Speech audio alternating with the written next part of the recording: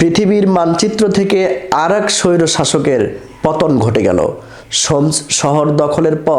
Holmes শহর দখলের পর সিরিয়ার রাজধানী দামেস্কে ঢুকতে শুরু করেছেন মুসলিম মুজাহিদরা।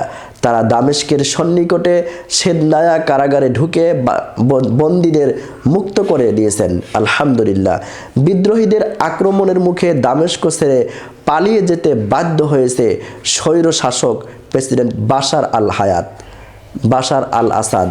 তবে আনুষ্ঠানিক ঘোষণা না হলেও এর মাধ্যমে তার দীর্ঘ 24 বছরের শাসনের অবসান হয়েছে বলে ধারণা করা হচ্ছে।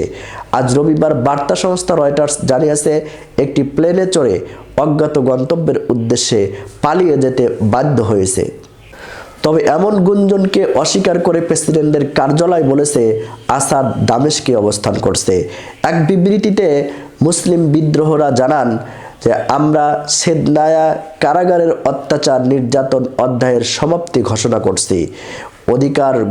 অধিকাংশ গোষ্ঠীগুলির মতে ওই কারাগারে সিরিয়ার সরকারি বাহিনী বন্দীদের উপর ভয়ঙ্কর নির্যাতন করত এবং অধিকাংশ জায়গাতে তারা তাদের সরকারি বাহিনী দিয়ে নিপীড়ন চালাতো এবং জোর করে ক্ষমতার মসনদে টিকে থাকার একটা প্ল্যান ফন্দি করেছিল।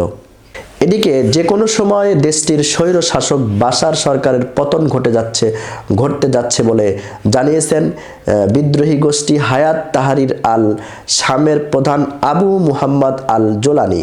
এক বার্তায় তিনি যোদ্ধাদের সাধারণ মানুষের প্রতি ভালো আচরণ করার আহ্বান জানিয়েছেন।